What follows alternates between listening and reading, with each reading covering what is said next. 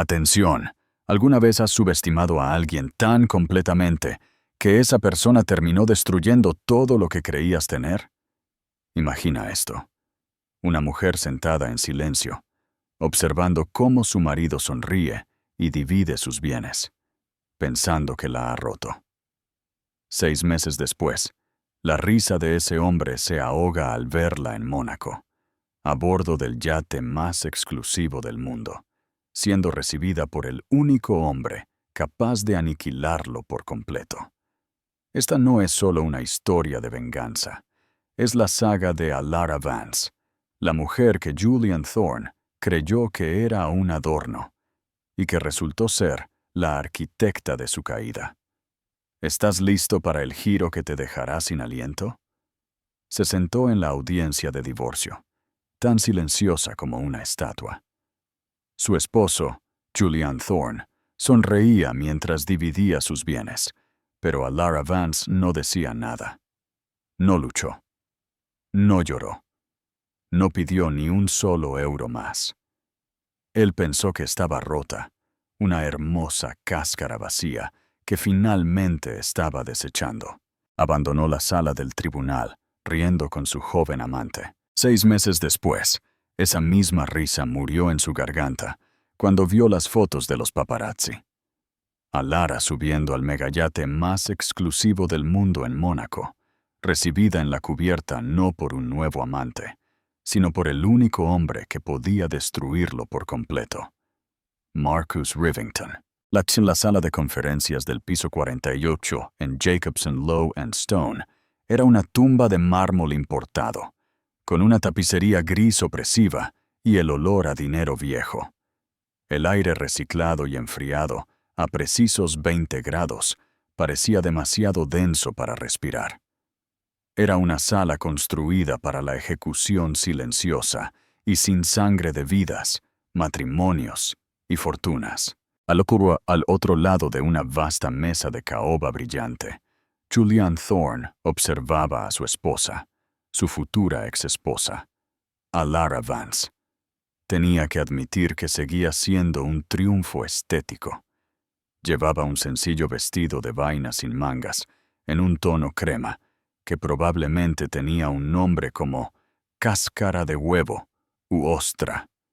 Estaba diseñado para señalar un gasto discreto, un gusto que él le había cultivado. Su cabello oscuro, casi negro, estaba recogido en un moño tan severo que parecía doloroso, realzando sus pómulos altos, pero eran sus ojos lo que lo ponían nervioso.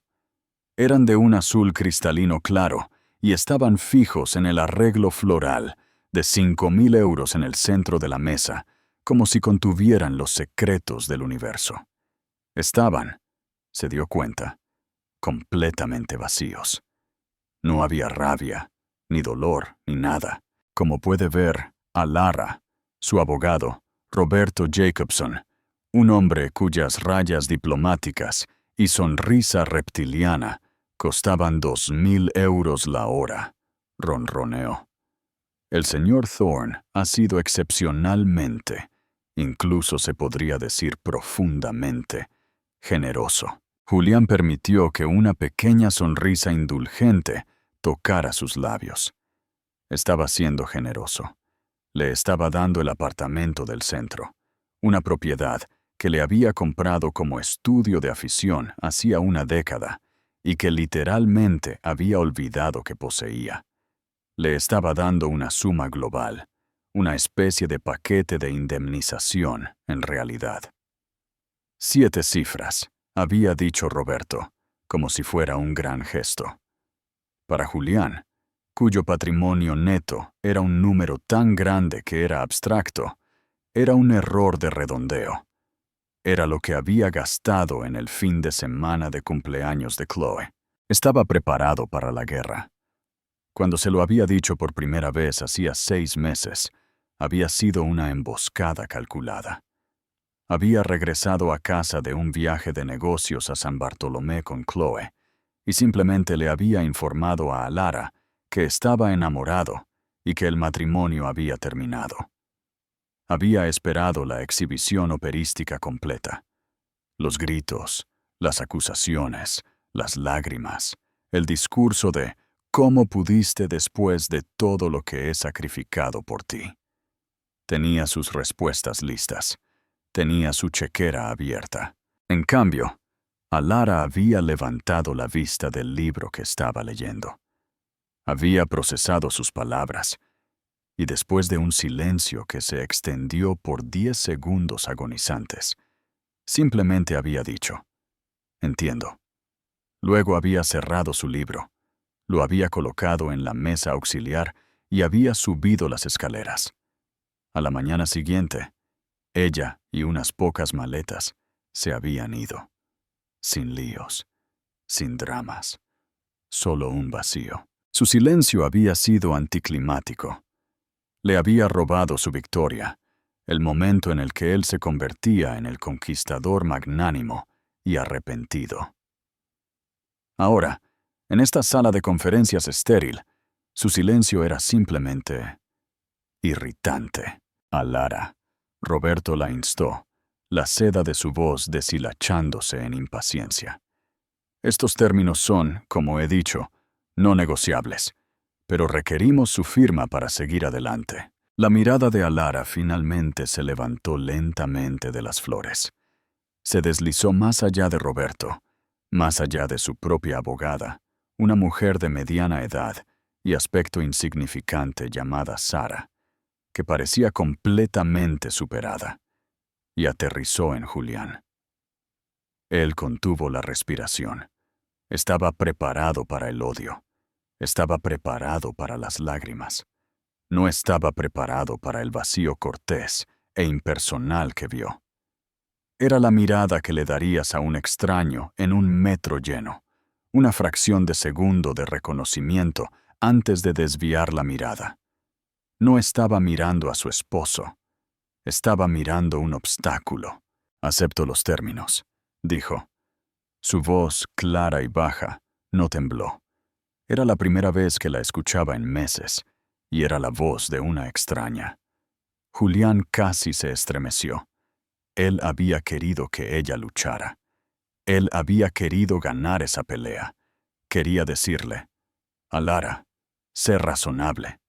Esto es lo mejor. Necesito ser feliz». Su capitulación tranquila e inmediata se sintió como un truco. Era antinatural.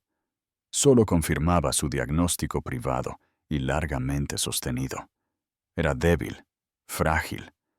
Había construido toda su existencia sobre el andamiaje de su vida, y ahora que él lo estaba quitando de debajo de ella, simplemente se estaba derrumbando. Su abogada, Sara, se veía visiblemente aliviada, como si hubiera esperado que su cliente fuera destripada. Revolvió la gruesa pila de documentos y los deslizó sobre la madera pulida. «Señora Thorne, Alara», comenzó Sara. «¿Está segura de que no quiere...?» «Estoy segura», dijo Alara, interrumpiéndola. No con unkindness, sino con una finalidad que hizo que incluso Roberto Jacobson se enderezara un poco. Alara metió la mano en su sencillo bolso de cuero sin marca.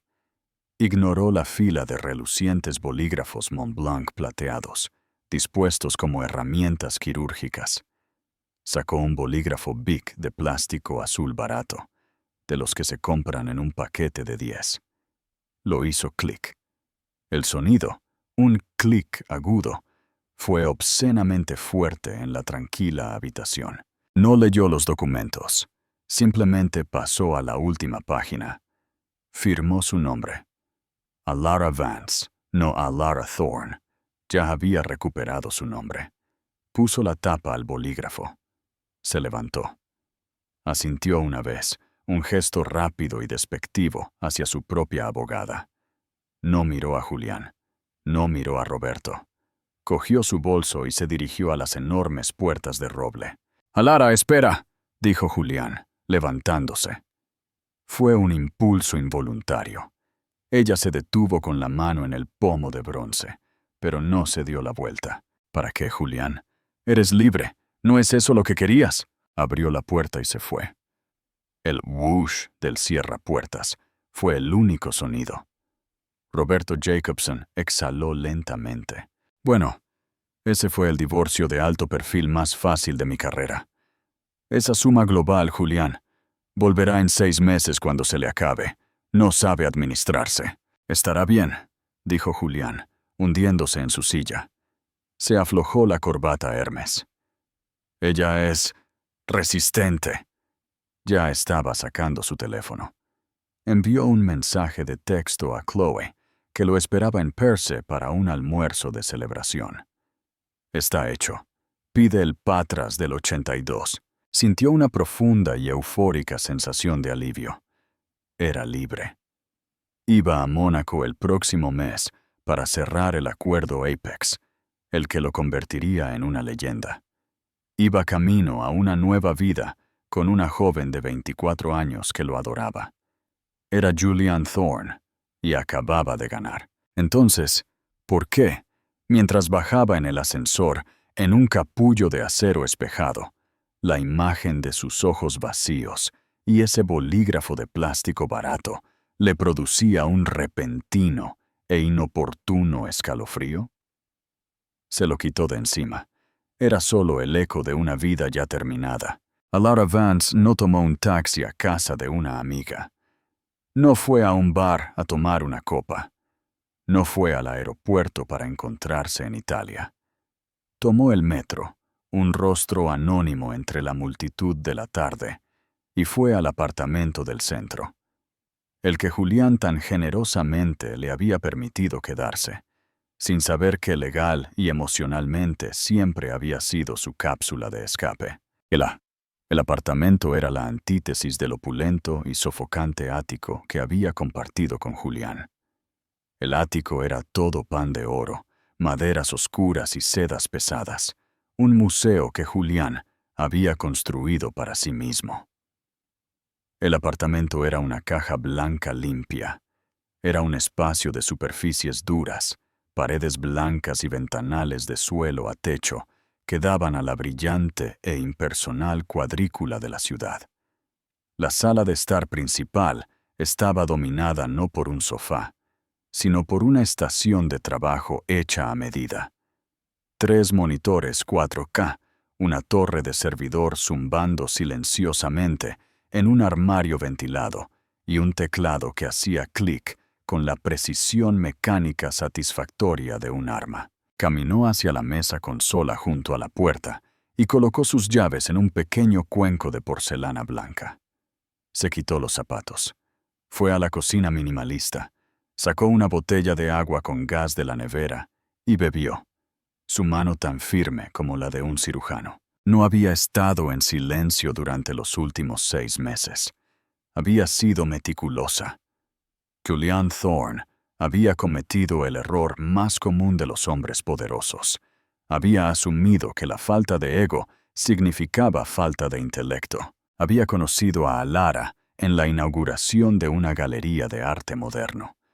Vio a una estudiante de historia del arte impresionante y tranquila.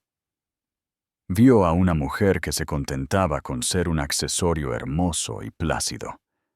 No vio a la otra Alara.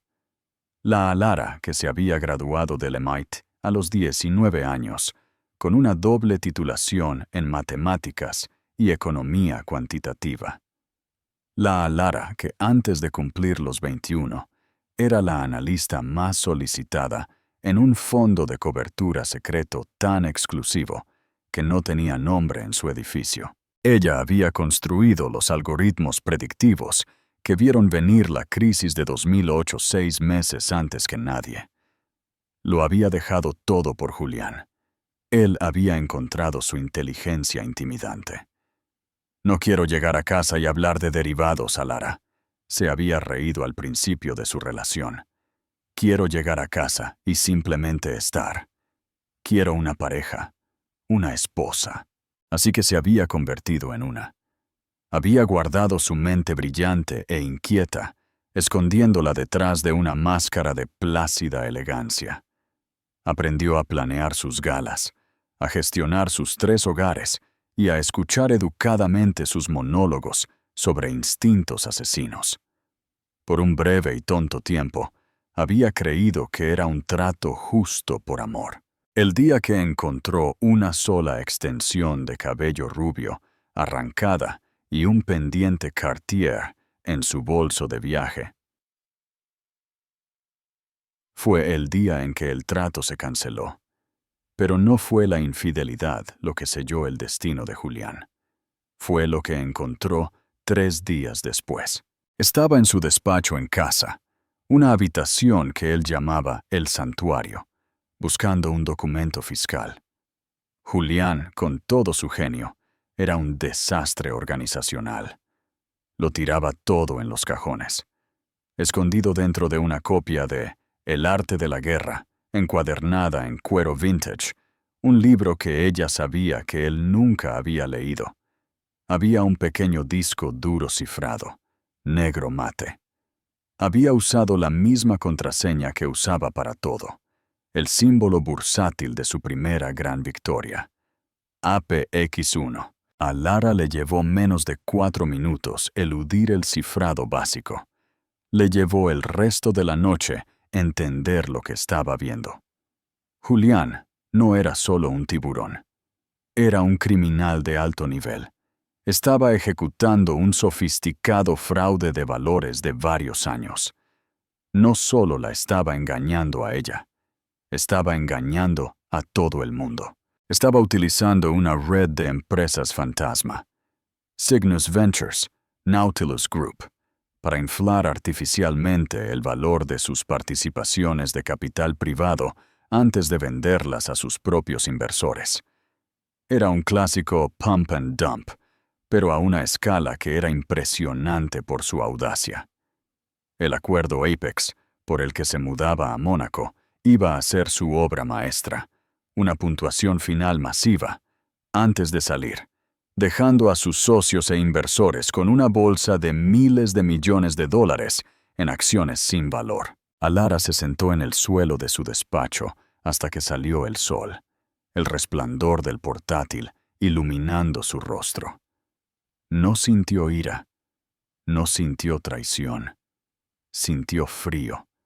Era el frío limpio, puro y emocionante de una ecuación compleja que finalmente se equilibraba maravillosamente.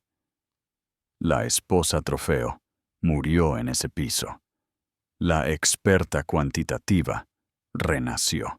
Copiaba el disco duro. Pasó los siguientes 2 meses no en spas o en almuerzos, sino en este apartamento. Rastrea el dinero. Cotejaba cada transacción. Aprendió a programar en 3 nuevos lenguajes para seguir los rastros de datos a través de servidores ilocalizables en las Islas Caimán y en Europa del Este. Construyó un expediente, un caso de datos inquebrantable, matemáticamente cierto, que no solo pondría a Julián en prisión, desmantelaría todo su imperio. Fue entonces cuando se dio cuenta de por qué no podía discutir en el divorcio. Discutir significaba apego. Luchar por su generoso acuerdo significaba aceptar su dinero manchado de sangre. Ella no quería nada de él. Su silencio no era debilidad. Era una cuarentena. Ahora, de pie en su cocina, terminó su agua. Caminó hacia su dormitorio. En su tocador, junto a una sola fotografía enmarcada, había un teléfono satelital. La foto era de ella a los 20 años, con toga y birrete de graduación, de pie junto a un hombre robusto de cabello plateado. Cogió el teléfono y marcó el único número en su memoria. Una voz respondió al primer timbrazo. Era un barítono profundo y cultivado con un acento que era una mezcla de británico y algo inconfundible, como un hombre que era de todas partes. «Vance», dijo la voz. «Está hecho, Marcus», dijo a Lara. «El divorcio está finalizado. Estoy legalmente limpia, sin conflictos de interés». Hubo una pausa, luego una risa baja y apreciativa. «Excelente. El acuerdo Apex de Julián está entrando en su etapa final. Presenta a la Junta en Mónaco el próximo mes. Lo sé, dijo Alara. Ha programado su propia ejecución. Se cree un león, Marcus. Es solo un cordero y se está metiendo solo en el matadero. El jet está repostado en Teterboro. Despegamos cuando quieras, dijo el hombre. El Olympus ya está amarrado en Port Hercule y, Alara, ¿sí? Bienvenida de nuevo. El mundo ha estado demasiado tranquilo sin ti. Alara miró su reflejo en la oscura ventana. La mujer pálida y vacía de la oficina del abogado había desaparecido. En su lugar, había una mujer con ojos que brillaban como acero cortado. No soy yo de quien tienes que preocuparte por estar tranquila, dijo y terminó la llamada. Julian Thorne sintió por primera vez en su vida que era invencible. La vida después de Alara era una espectacular mejora en alta definición. Chloe era una supernova, una explosión de laca rubia, bronceados y adoración vocal extasiada. También estaba descubriendo que era espectacularmente cara. Una hermosa máquina ronroneante diseñada para convertir dinero en ruido y publicaciones de Instagram. Pero eso estaba bien. El acuerdo Apex estaba a punto de convertirlo en una leyenda. Estaba sentado en el salón del cielo de su nuevo ático. Había vendido el que compartía con Alara, demasiados recuerdos rancios, mientras Chloe dirigía a un equipo de mudanzas que instalaba una lámpara gigante de caballo cromado. No es divina, osito J, trinó ella. Es minimalista. Dice que tenemos poder, pero que somos juguetones. Es algo, cariño, dijo Julián, desplazándose por sus correos electrónicos. Ahora necesito que estés callada un rato. Papá está trabajando. Siempre estás trabajando, hizo un puchero ella, recostándose sobre sus hombros. Olía a champán y Baccarat Rouge. ¿Es ese asunto de Apex? Serás brillante, eres brillante. No es el trato, espetó Julián. Su buen humor se evaporó. Es Rivington, Marcus Rivington. El nombre era una maldición en los círculos de Julián. El hombre era un mito, dinero antiguo tan profundo que hacía que la fortuna de Julián pareciera una ganancia de lotería. Rivington dirigía su imperio global, Rivington Group, desde un lugar no revelado, que se rumoreaba que era su megayate de el Olympus. Era el único inversor que Julián necesitaba para que el acuerdo Apex no solo tuviera éxito, sino que fuera un éxito rotundo. La participación de Rivington era el sello de legitimidad. Atraería al último de los capitales institucionales escépticos, y durante 3 meses sólidos, Rivington había sido un fantasma. Está demorando, dijo Julián, agitando el whisky en su vaso. Mi presentación a la Junta en Mónaco es en 2 semanas y su gente sigue retrasando. El señor Rivington está evaluando los datos. ¿Qué datos? Es el trato más limpio y rentable de la década. Quizás solo tiene celos, ofreció Chloe, besándole la sien. Él es viejo, tú eres el futuro. Julián sonrió. Ella era simple, pero a él le gustaba eso. Tienes razón. Unos días después, estaba en una cena de celebración con sus socios. Estaba de buen humor. Acababa de comprar un nuevo Ferrari a juego con el de Chloe. Les pasó su teléfono mostrándoles una pequeña nota en la página 6.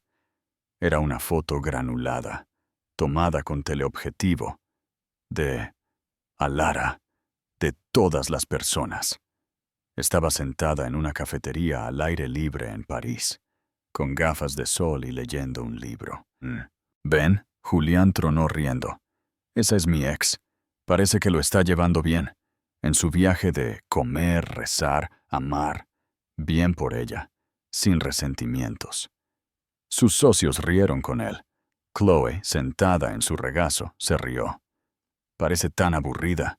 Seguro que el libro trata sobre sentimientos. Julián se rió.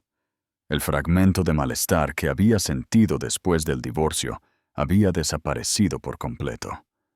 Casi sintió lástima por Alara con su pequeño apartamento y sus tristes viajes en solitario.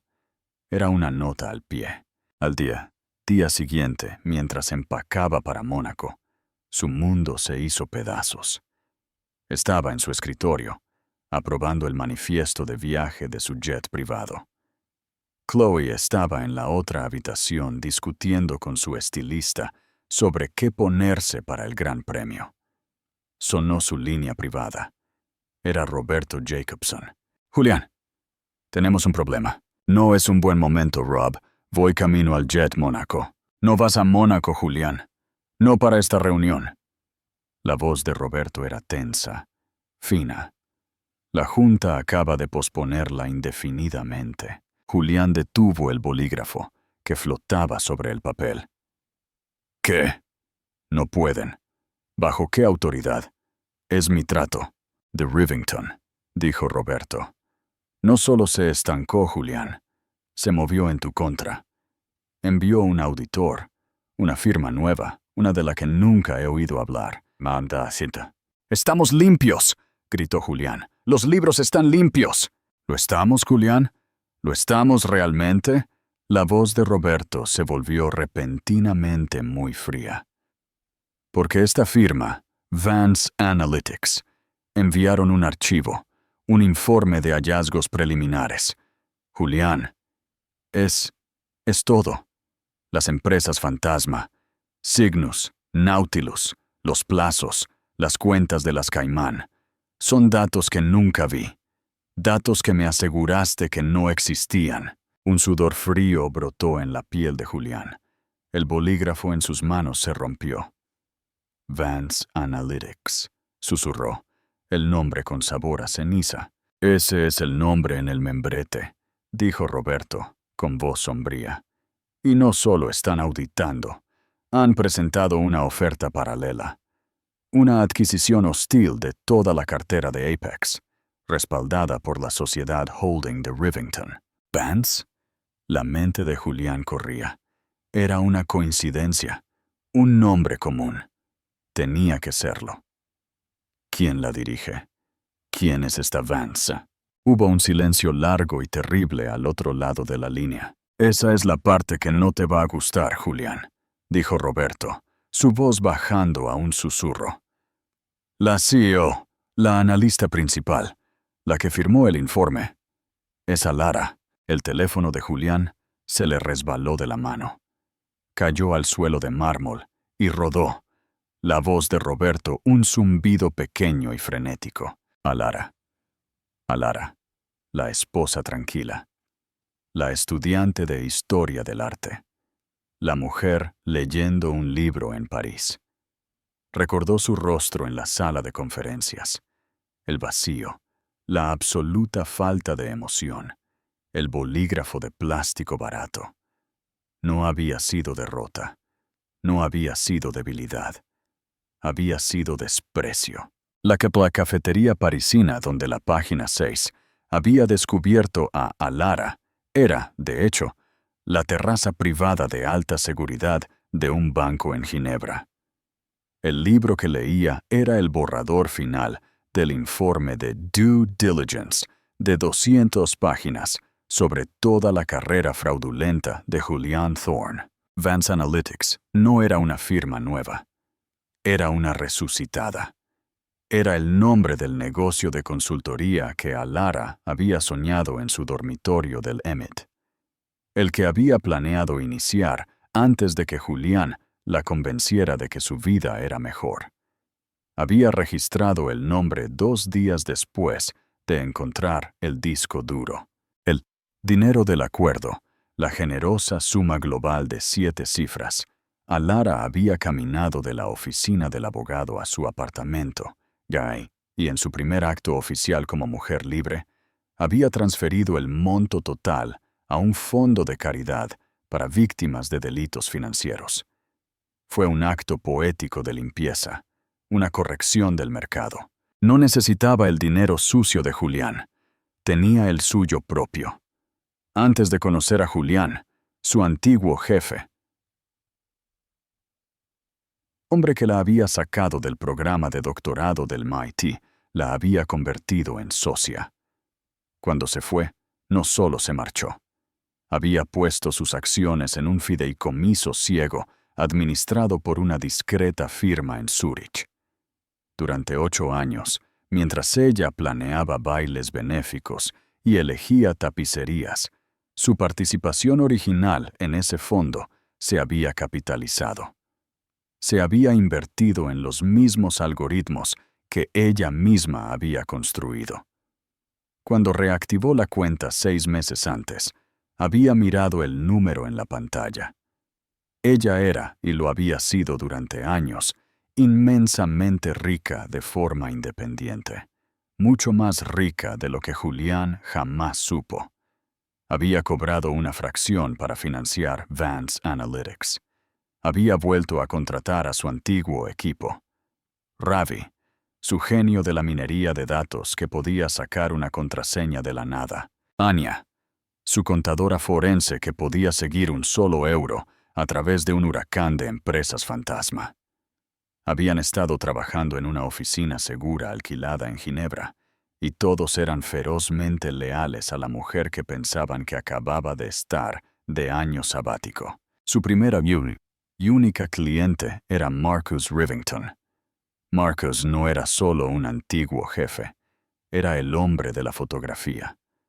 Había sido su mentor, una figura paterna sustituta y el empresario legítimo más peligroso del mundo. Se había enfurecido cuando ella se había retirado a los 22 años para casarse con ese llamativo corredor de bonos de segunda categoría con buen cabello. Alara, sentada en su caja blanca de apartamento, había hecho la llamada. «Marcus, soy Alara Vance».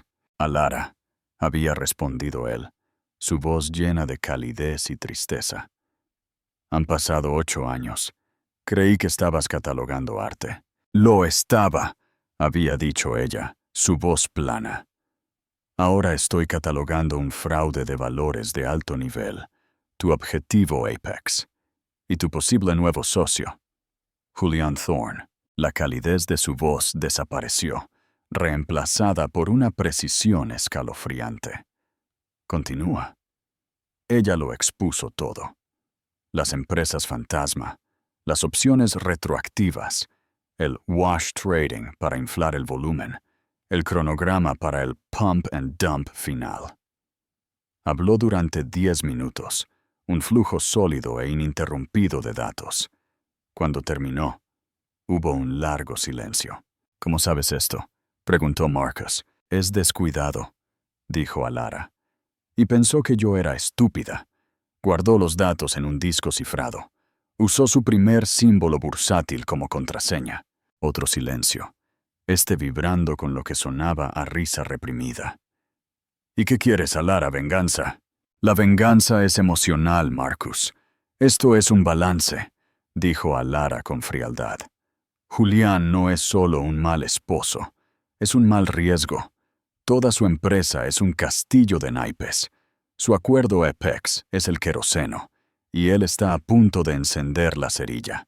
Perderás tu inversión y cientos de tus socios perderán sus pensiones.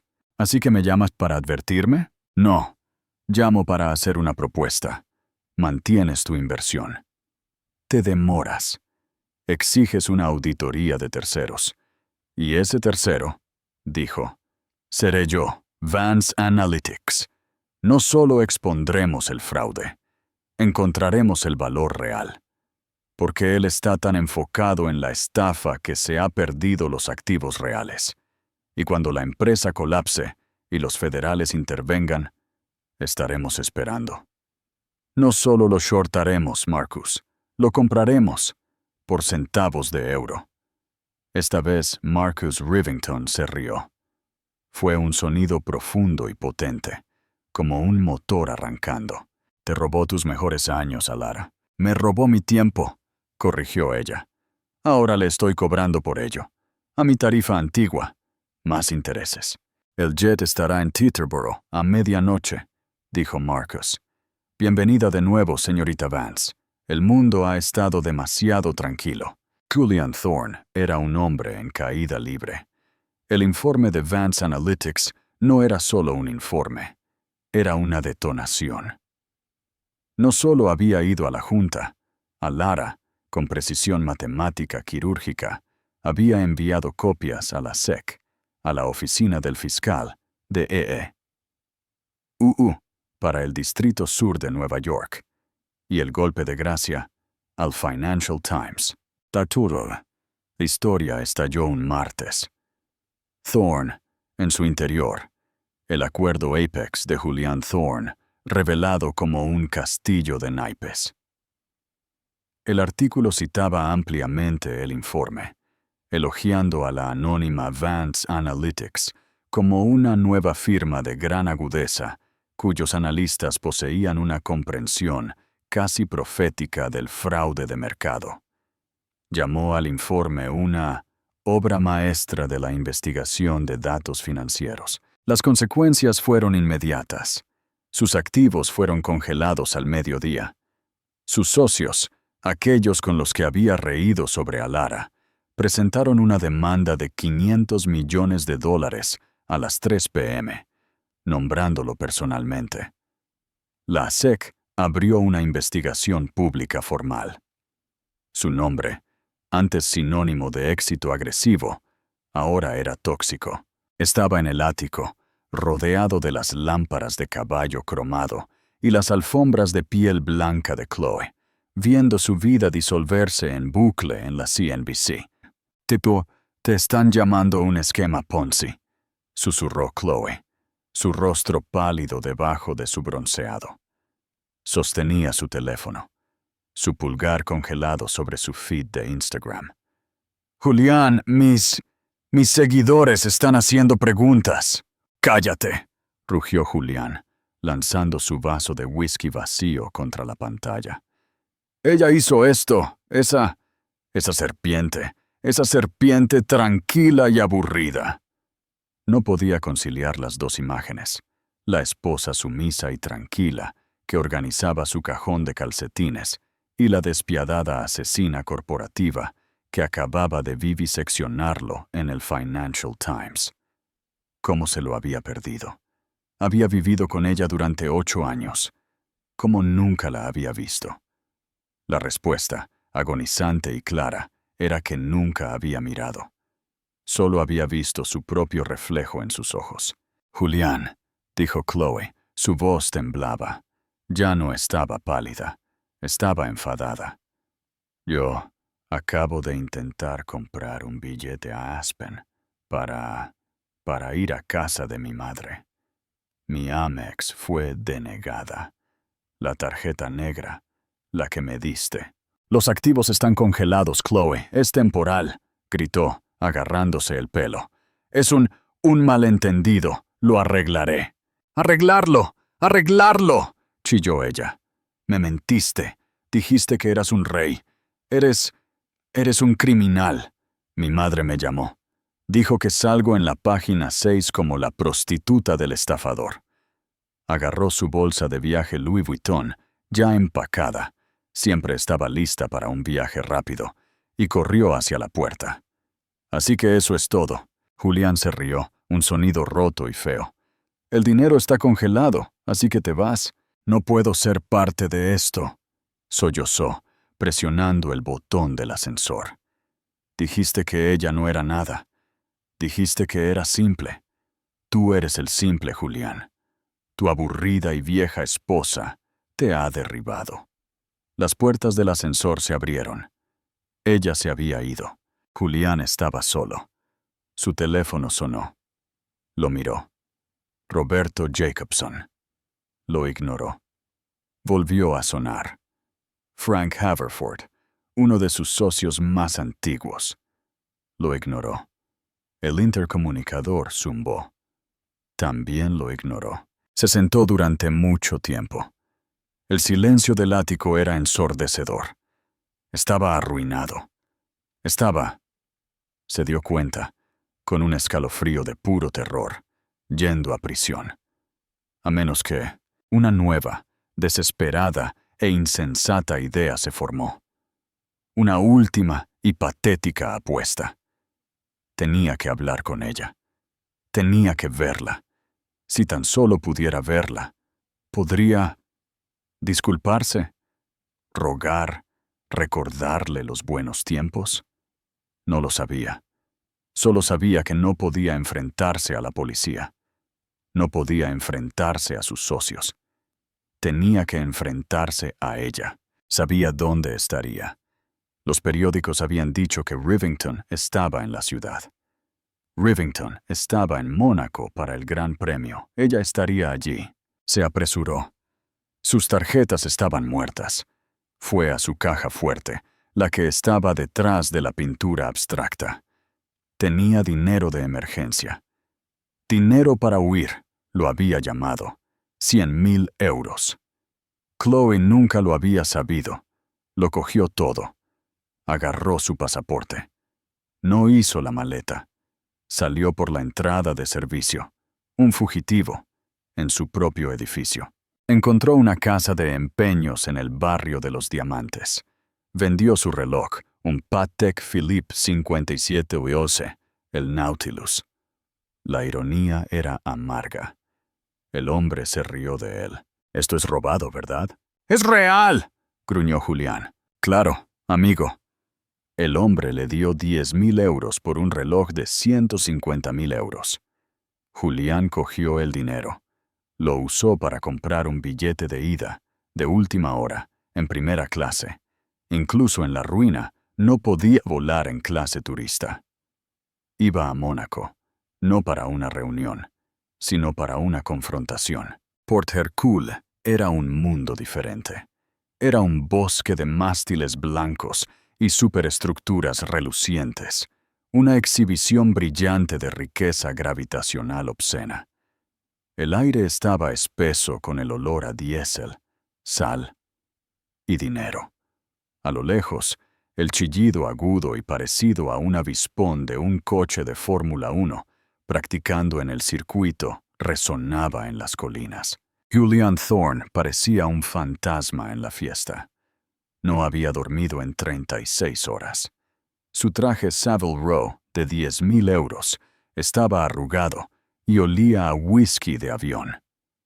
Su rostro era una máscara gris y con barba de varios días. Había tenido que tomar un taxi desde el aeropuerto de Niza, y el conductor se había burlado de sus billetes de $100 arrugados. Era un refugiado en la tierra de los reyes. Se quedó en el muelle, empujado por turistas y tripulaciones de yates arrogantes con polos. No tenía ningún plan. Solo sabía, con el instinto de orientación de un animal moribundo, que ella estaba allí, y entonces lo vio. No era solo un yate, era una declaración. Era un arma. El Olympus. Amarrado en la fila de los multimillonarios del puerto, se alzaba como un tiburón gris pálido. Eclipse. Eclipseando a todas las demás embarcaciones. Con 150 metros, era menos un barco y más una sede corporativa flotante. Tenía cristales tintados a prueba de balas, un helicóptero en la cubierta de popa y hombres con sutiles uniformes azul oscuro patrullando el perímetro con auriculares.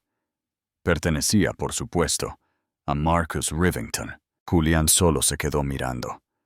Este era el mundo al que había estado tratando de entrar.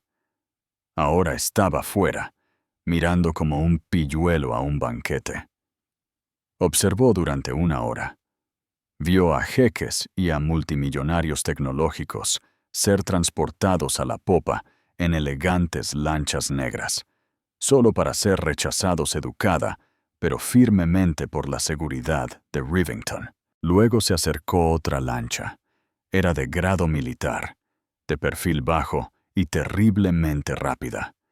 Atracó con eficiencia práctica. Varias figuras con trajes oscuros y profesionales desembarcaron, seguidas por una mujer. Julián entrecerró los ojos contra el brillante sol mediterráneo. Era ella, pero no era la Alara que él conocía.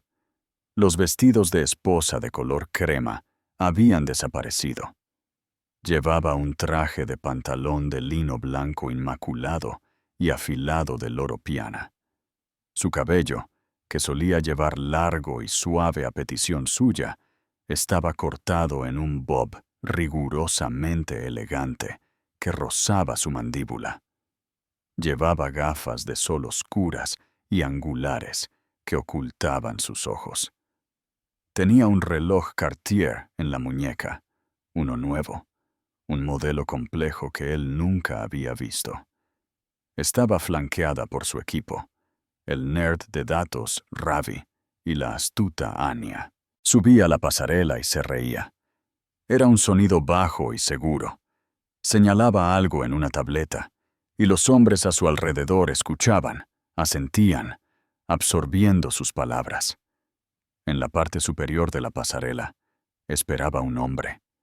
Era mayor, con una mata de cabello plateado y un rostro profundamente bronceado, que irradiaba un poder que hacía que la propia personalidad de dueño del universo de Julián pareciera un disfraz barato. Marcus Rivington. Rivington no la saludaba como a una cita. No le besaba la mejilla ni le tomaba el brazo. Le estaba estrechando la mano, firmemente, como a una socia, como a una igual. Julián sintió una oleada de adrenalina, de rabia pura y no adulterada que quemó su miedo. Era una enfermedad en su estómago. Había sido reemplazado. Ella simplemente había ascendido. ¡Alara! El nombre fue arrancado de su garganta, un sonido animal, crudo y desesperado que se propagó por el agua. La risa se detuvo. En la cubierta del Olympus, Alara se congeló. Los hombres a su alrededor se tensaron.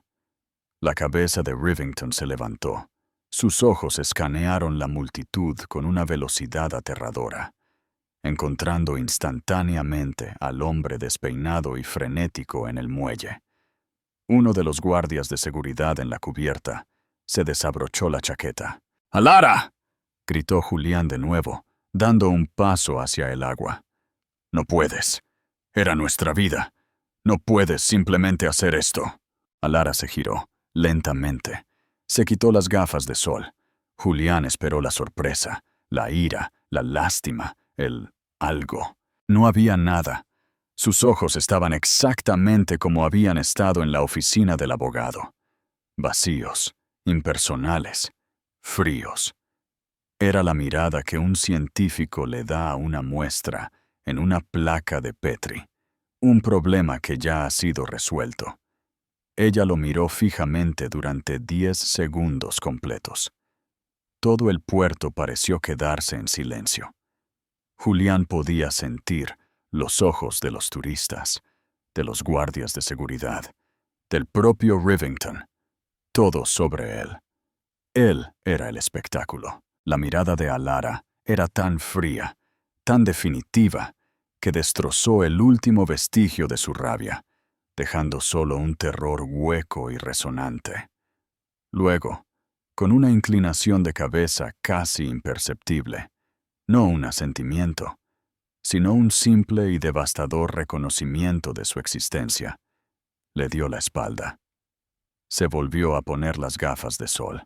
Le dijo algo a Marcus Rivington, quien sonrió, mientras Julian Thorne observaba, roto y en bancarrota en los muelles, a Lara Vance, su tranquila y simple ex-esposa, caminó hacia el corazón del Olympus, desapareciendo en un mundo de poder que él nunca, jamás, podría tocar. Cayó de rodillas.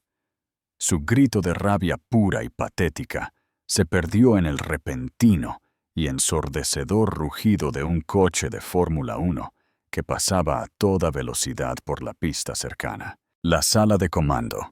Feng Chihui.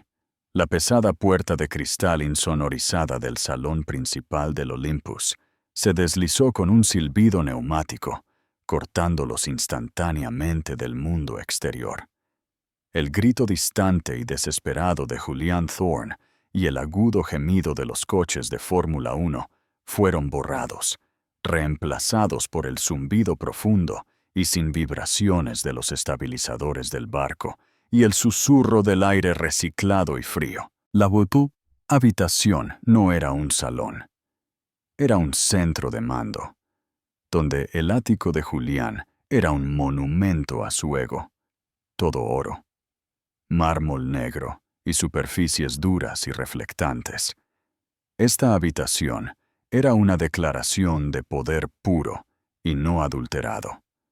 Las paredes eran de teca de color gris mate suave, con pantallas de alta definición incrustadas que actualmente mostraban datos del mercado global, patrones climáticos y feeds de video seguros.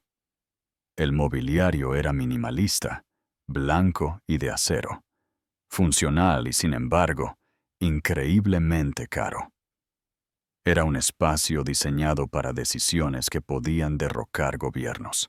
Marcus Rivington ya estaba de pie junto a una barra de perfil bajo, sirviendo un solo vaso de lo que parecía agua con gas. No había sudado, ni siquiera se había inmutado. Simplemente miró a Alara, sus ojos del color del cielo de verano arrugados por la diversión. «Bueno», dijo, su voz profunda resonando en el silencio.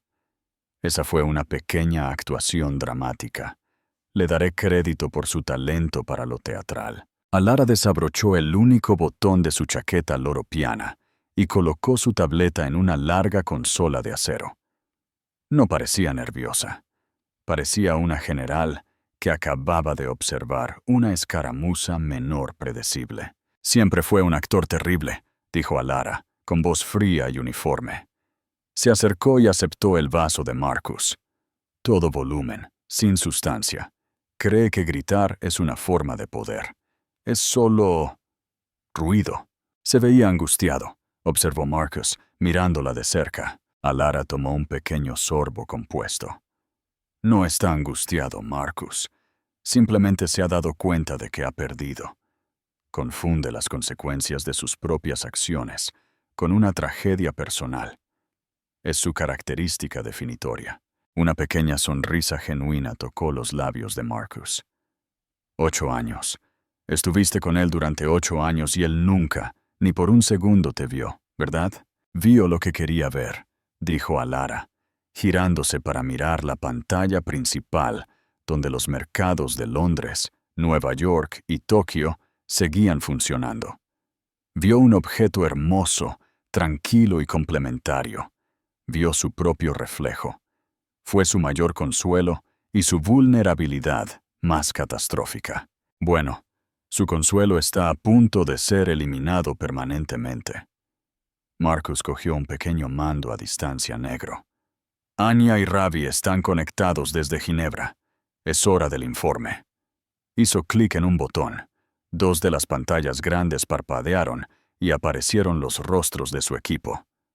Ravi, con aspecto arrugado en una sudadera con capucha, y Anya, aguda y alerta con un blazer negro nítido. Alara, señor Rivington, dijo Anya con voz clara. El informe fue entregado, como saben. Fue más que entregado, Anya, dijo Marcus, apoyándose en la consola. Fue una detonación. Acabo de recibir llamadas del fiscal general de Etu, el jefe de la CESE y un senador que sonaba muy asustado. Llaman a su informe la piedra roseta para toda su organización. Julián construyó su empresa como un jugador, intervino Ravi, con la voz ligeramente metálica. Dejó rastros de datos por todas partes. Era descuidado, arrogante. Pensó que nadie era lo suficientemente inteligente como para conectar los puntos. Nunca contó con alguien como Alara. Alara se acercó a la pantalla principal, que mostraba un complejo diagrama en forma de telaraña de las empresas fantasma de Julián. Esto, dijo, señalando un grupo de empresas, es lo que él pensó que era el premio, el acuerdo Apex, un pump and dump multimillonario. La estafa, todo era una mentira. Pulsó una tecla en la consola y el diagrama cambió. resaltando una única y oscura sociedad holding en la parte inferior. Pero esto es lo que realmente tenía. Este es el valor. ¿Qué es? Preguntó Marcus acercándose. Es una empresa de tecnología de energía limpia que adquirió hace 3 años, explicó a Lara, su voz acelerándose con la pasión que solo mostraba por los datos.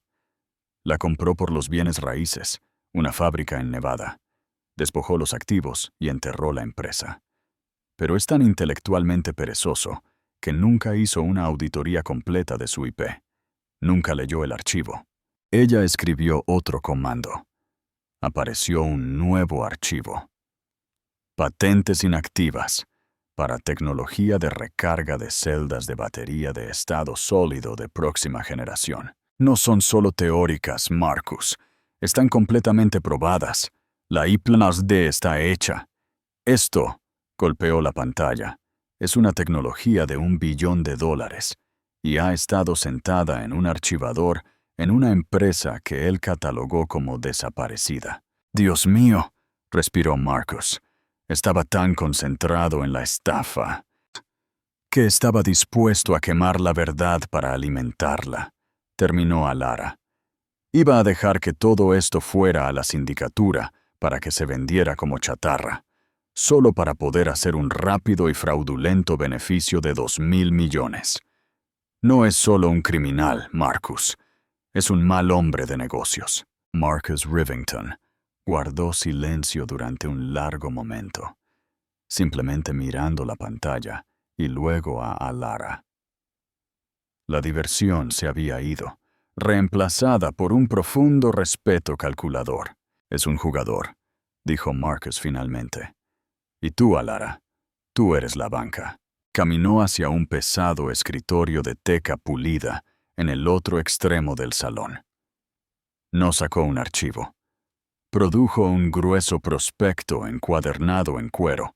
El grupo Rivington no adquirirá la cartera Apex, dijo con voz formal. Lara levantó una ceja. No estamos en el negocio de limpiar los líos tóxicos de otras personas, dijo Marcus.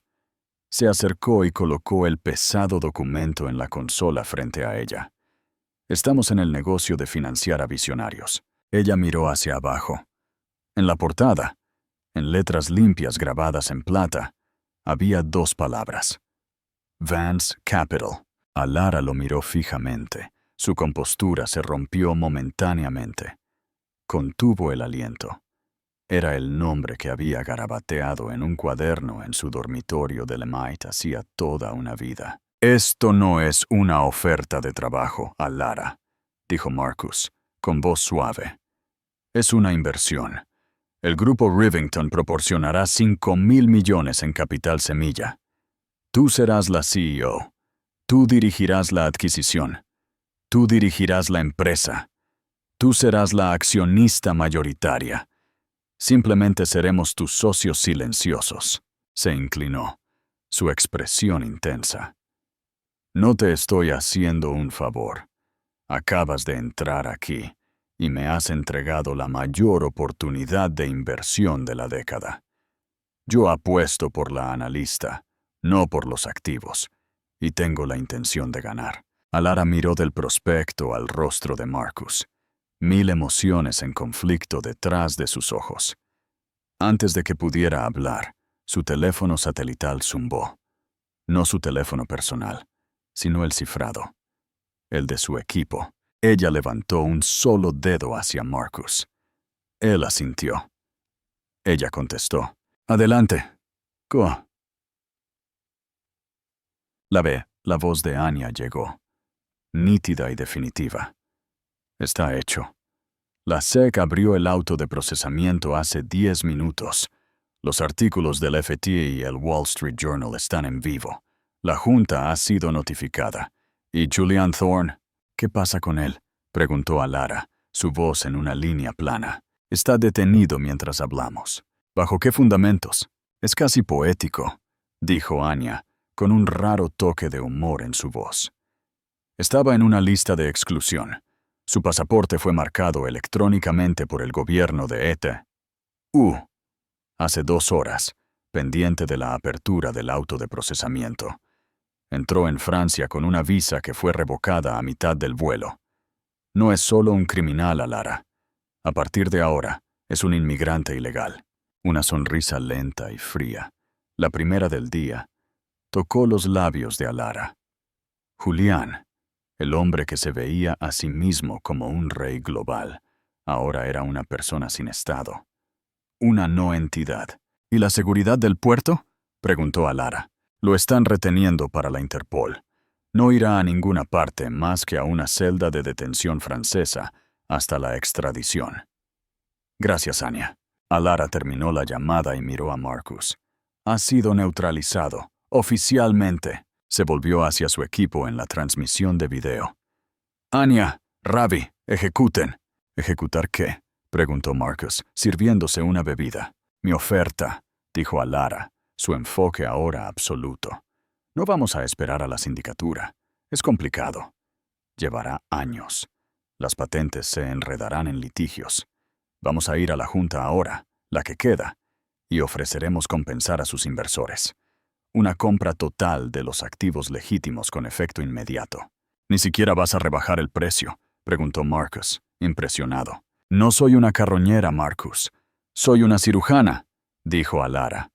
Cortaremos el cáncer, el fraude de Julián, y salvaremos al paciente. La tecnología. No estamos comprando su empresa fraudulenta y sin valor. Estamos adquiriendo su único activo invaluable, el que fue demasiado estúpido para ver. Marcus la miró fijamente, luego echó la cabeza hacia atrás y se rió.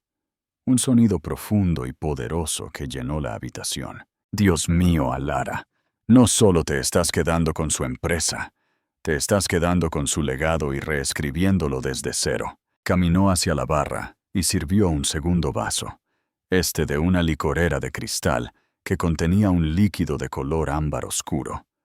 Se lo entregó a ella. Él pensó que eras una pintura, dijo Marcus, con voz llena de admiración.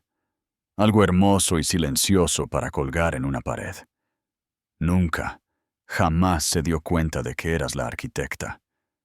Levantó su copa por Vance Capital. Alara miró el nombre en el prospecto, luego a su mentor. Levantó su copa, el tintineo del cristal, sellando el trato. Por el balance, corrigió, una pequeña sonrisa privada jugando en sus labios. Finalmente está equilibrado. Tomó un sorbo. Era un Macallan de 18 años. Sabía a victoria. Frío, limpio y absoluto. Afuera, el sol se estaba poniendo en Mónaco. Pero en el centro de mando del Olympus, el mundo de Alara Vance recién comenzaba. Un momento. Detente y piensa en esto. ¿Crees que Alara actuó por venganza o por un sentido de justicia fría y calculada? Quiero leer tu opinión. La historia de Alara Vance nos enseña una lección poderosa. Nunca confundas el silencio con la debilidad. Julián vio a su esposa como una hermosa decoración, y su arrogancia fue su perdición. No pudo ver la mente brillante que trabajaba detrás de esos ojos tranquilos. Una mente que no estaba planeando la revancha, sino que estaba calculando su fin. Ella no luchó por sus migajas, porque ya estaba planeando comprar toda su empresa. No discutió por el acuerdo de divorcio porque se estaba posicionando para convertirse en la multimillonaria, no solo para casarse con uno. El verdadero poder no grita, no suplica. Se sienta en silencio, espera la apertura perfecta y con la precisión de un bisturí, corrige el mercado. Julián quería la libertad para ser feliz, pero Alara le dio la libertad de enfrentarse a las consecuencias de su propia codicia. ¿Qué te pareció el movimiento de poder definitivo de Alara? ¿Qué harías si descubrieras el secreto de tu pareja? Déjame tu opinión en los comentarios aquí abajo. Y si te encantan las historias donde el protagonista subestimado gana de la manera más épica posible, asegúrate de darle un me gusta a este video, compartirlo con un amigo y suscribirte al canal. para más dramas e giros increíbles. Activa la campana de notificaciones para no perderte lo que viene después.